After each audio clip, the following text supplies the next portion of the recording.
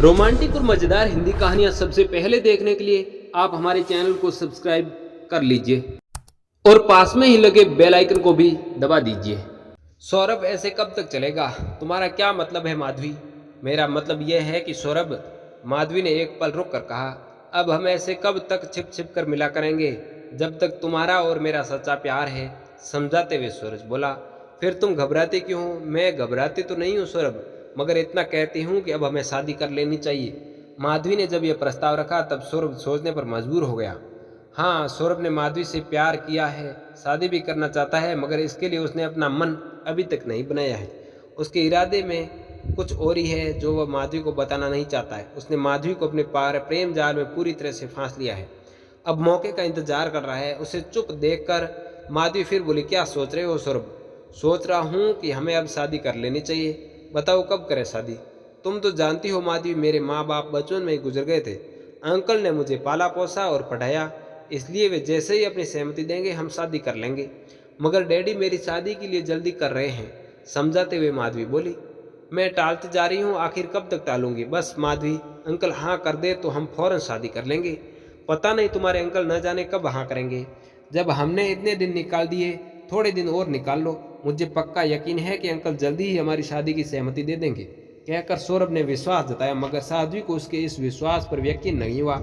यह विश्वास तो सौरभ उसे पिछले 6-7 महीनों से दे रहा है, मगर हर बार ढाक के 3 पात साबित होते हैं। आखिर लड़की होने के नाते वह कब तक सब्र रखे?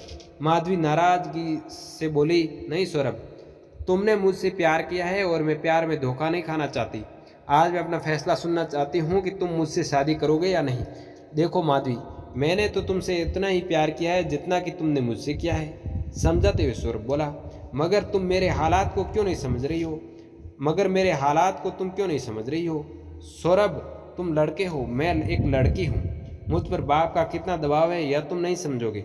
एक बार फिर माधवी समझाते हुए बोली, कितना परेशान कर रहे हैं वे शादी के लिए, यह तुम नहीं समझोगे। अपने पिता को जोर देकर क्यों नहीं कह देती हो कि मैंने शादी के लिए लड़का देख लिया है?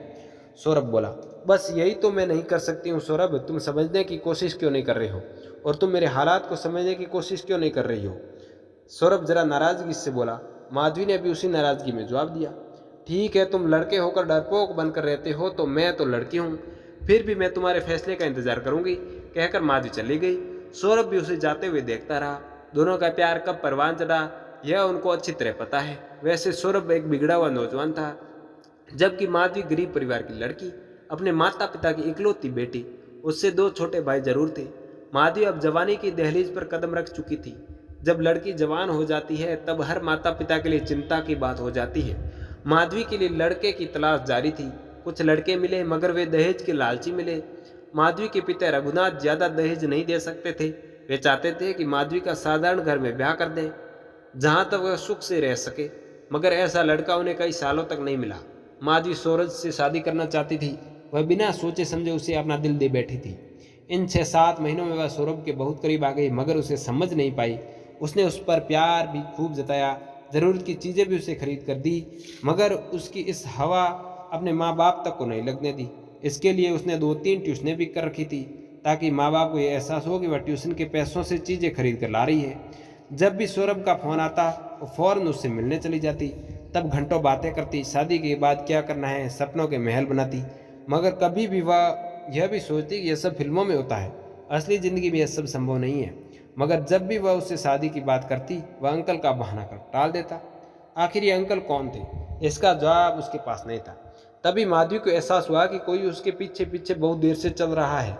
उसने पीछे मुड़कर देखा तो एक बुढ़ा आदमी माधवी ने ऊपर से नीचे तक घूरा, फिर गुस्से से बोली, आप मेरे पीछे पीछे क्यों चल रहे हैं?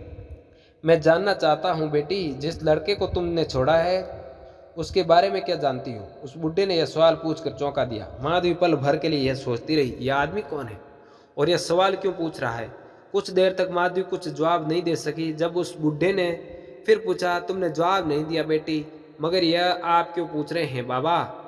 इसलिए बेटी कि तुम्हारी जिंदगी बर्बाद ना हो जाए। क्या मतलब है आपका? वह मेरा प्रेमी है और जल्दी हम शादी करने जा रहे हैं। बेटी, मैंने तुम्हारी सारी बातें सुन ली थी। आड़ में रहकर वह बुढ़ा आदमी जरा खुलकर बोला, जैसे ही तुम वहां से चली थी तभी से मैं तुम्हारे पीछे पीछे आ रहा हूँ। बेटी, जिस लड़के से तुम शादी करना चाहती हो वह ठीक नहीं है। यह आप कैसे कह सकते हैं, क्योंकि मैं उसका बाप हूँ। इस बुढ़ापे में झूठ बोलते हुए आपको शर्म नहीं आती? क्यों हमारे प्यार के बीच दुश्मन बनकर खड़े हो गए हो? झल्ला पड़ी माधवी। मुझे तो सौरभ ने बताया है कि उसके माँ बाप बचपन में ही गुजर गए। एक अंकल ने उन्हें पाला पोसा और आप उसके बाप बनकर कहाँ से टपक पड़े? माधवी गुस्से से बोली, तुझे कैसे यकीन दिलाऊं बेटी? उस बुढ़े की बात में दर्द था।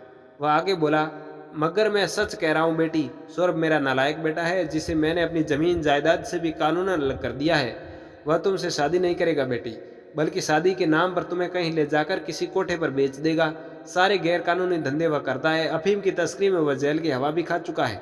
तुमसे प्यार का नाटक करके तुम्हारे पिता को ब्लैकमेल करेगा। जिसे तुम प्यार समझ रही हो वह धोखा है। छोड़ दे उस नालायक का साथ, वहीं शादी कर बेटी जहाँ तेरे पिता चाहते हैं। एक बार फिर हाथ जोड़कर कह रहा हूँ कि बेटी उसे छोड़ दे। मैं तुझे बर्बादी के रास्ते से बचाना चाहता हूँ। इतना कहकर वह बूढ़ा रो पड़ा। माधवी को लगा कि बूढ़ा नाटक तो नहीं कर रहा है। इतने में वह बूढ़ा आगे बोला, बेटी तुझे विश्वास न हो तो घर जाकर सारे सबूत मैं दिखा सकता हूँ। आप मेरे पिता समान है बाबा, झूठ नहीं बोलेंगे। मगर कहकर साधु पल भर के लिए रुकी तो वह बूढ़ा बोला, मगर बेटी न तुम मुझे जानती हो और न मैं तुम्हें जानता हूँ। मगर जब मैंने तुमको अपने नालायक बेटे के साथ देखा तब मैंने तुम्हें उसके चंगुल से छुड़ाने का सोच लिया। तभी से मैंने तुम्हारे घर आने की योजना बनाई थी, ताकि तुम्हारे माँ बाप को सारी हकीकत बता सकूं। मेरा विश्वास करो, कहीं ऐसा न हो कि तुम प्यार में धोखा खा जाओ। मैंने इसलिए पूछा ताकि जिस लड़के से तुम प्यार करती हो उसे अच्छी तरह परख लिया होगा, मगर तुमने उसका केवल बाहरी रूप देखा है, भीतरी रूप तो नहीं समझ सकी। आप झूठ तो नहीं बोल रहे बाबा? शायद आप मुझे अपनी बहू नहीं बनाना चाहते हैं। आपको भी दहेज वाली बहू चाहिए, इसलिए आप भी मेरे और सौरभ के बीच दीवार खड़ी करना चाहते हैं। माधवी ने यह सवाल पूछा। तू अच्छे घराने की है, मैं तेरी जिंदगी बचाना चाहता हूँ। मेरी बात पर यकीन कर बेटी, जिसके प्यार के जाल में तू उलझी है वह शिकारी एक दिन तुझे बेच देगा। बाबा ने माधवी को बड़ी दुविधा में डाल दिया था। वे उसे सौरभ के अंधे प्रेम जाल से क्यों निकालना चाहते हैं? वह किसी अनजान आदमी को बातों में क्यों मान ले? उसे चुप देखकर बाबा फिर बोले, क्या सोच रही हो बेटी? मैं आप पर यकीन कैसे कर लूं कि आप सच कह रहे हैं? यह आपका नाटक भी तो हो सकता है। एक बार माधवी फिर बोली, मैं सौरभ का दिल नहीं तोड़ सकती, इसलिए अगर आप मेरे पीछे आएंगे तो मैं पुलिस को शिकायत कर दूंगी। इतना कहकर बुरा सा मुंह बनाकर माधवी चली गई। बूढ़ा चुपचाप वहीं खड़ा रह गया। कुछ दिनों बाद सौरभ ने माधवी को ऐसी जगह बुलाया जहाँ से वे भागकर किसी मंदिर में शादी करेंगे। वह भी अपनी तैयारी से तय जगह पर पहुंच गई। वहाँ सौरभ किसी दूसरे लड़के के साथ बात करता हुआ दिखाई दे रहा था। वह चुपचाप आड़ में रहकर सब सुनने लगी। वह लड़का सौरभ से कह रहा था, माधवी अभी तक आई नहीं है, वह अभी आने वाली है। अरे 6-7 महीनों में मैंने उससे प्यार करके विश्वास जीता है, अब तो आंखें मूंद कर मुझे चाहती है। शादी के बहाने उसे ले जाकर चंपाबाई के कोठे पर भेज आऊँगा। ठीक है, तुम अपनी योजना में कामयाब रहो, कहकर वह लड़का दीवार फांद कर कूद गया। सौरभ बेचैनी से माधवी का इंतजार करने लगा। अब माधवी सौरभ की सच्चाई जान चुकी थी। इस समय उसे बाबा का चेहरा याद आ रहा था। बाबा ने जो कुछ कहा था सच था। अब सूरज के प्रति उसे नफरत हो गई थी। सौरभ बेचैनी से टहरा था, मगर वह उससे नजर बचाकर बाहर निकल गई। वह सचमुच आज अंधे मोड़ से निकल गई थी।